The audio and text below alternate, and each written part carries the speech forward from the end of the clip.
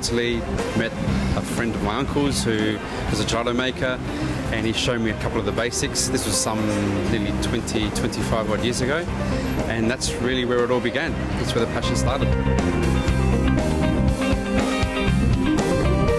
Now we're approaching our 10th year here in Darlinghurst, and I think a lot of the hard work has started to pay off. At the moment we're doing around about 2,000 litres a week.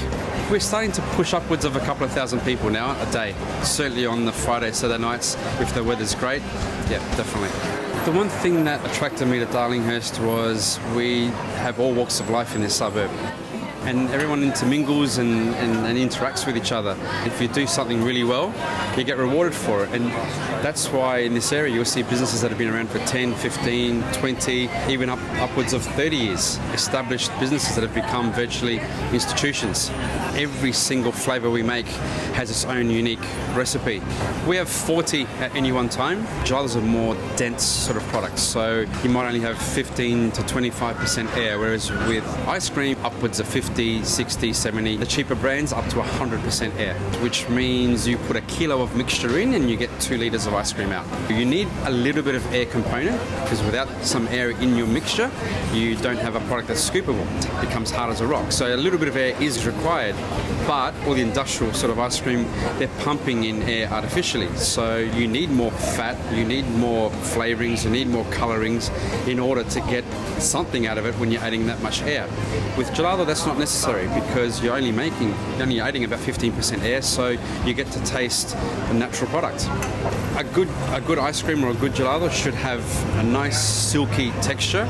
It shouldn't be light and fluffy, it should be quite dense, and it shouldn't be full of fluorescent colours, and it should be just a nice matte pale colour. There's a misconception with ice creams and gelato. The brighter it is, the better it is. Basically means colourings, and so you want natural looking products. One of the flavours that we got a lot of attention with was salted caramel, and we made it once as a trial, and we've never been able to take it off the menu. It's now become a permanent. I'd love to show you. Have a look. We're going to make a caramel first, so this is the salted caramel part. What we've got here is caster sugar. We're going to aim for an 18% sugar level. So most gelato ranges between 14 on the low side, 20 on the high side. We're going for medium 18. Sugar controls the scoopability of the gelato. If you go on the lower side, you'll end up with a crumblier, fractionally harder product. If you go too high with sugar, you'll get a very sloppy, won't sit up on the cone properly, will melt quite quickly. So once we've put on our sugar, so as you can see, it's an amber colour, and we're just going to add our cream gradually. So again, most gelatos range between 4% and 8%. With an 8% butterfat content, we're going to get quite a rich, creamy, dense sort of product. To that, now we add our skim milk powder that helps give the entire recipe some protein. And what protein does is it enables the air to be absorbed by the mixture. Because if you don't have any air, it becomes really hard and not scoopable. Okay, so I've whisked in all of my skim milk powder. About to add the milk. Now we add the milk. The milk's 500 grams. And last but not least, to make it salted caramel, we add the salt. This here is Murray River pink salt. So it's not actually a sea salt, it's a river salt. We're going to take this product up to 85 degrees and try to cool it down as quickly as possible. The reason why you do this is because you're pasteurizing the product at the same time. Very important process because you're dealing with milk and dairy, and so bacteria can form. Crucial that once you get to your desired temperature that you drop it back down again as quickly as you possibly can and put it straight away in your ice cream machine, and that'll do the rest of the job for you. So now we're going to put it in our churner and press start. The great thing about this Breville ice cream churner is that it's got an automatic setting for gelato, so we just chose the gelato setting.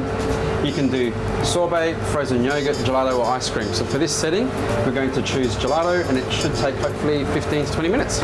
So the great thing about this machine is that it automatically senses the hardness of the type of product you're trying to make. So whether it be frozen yogurt, whether it be gelato, whether it be ice cream, once you put the setting in and the machine reaches that desired temperature, then the machine will shut down and maintain it for you. So there's no need for you to quickly rush back and take it out. It will just sit there and maintain it at that desired level that you've chosen until you're ready to take it out.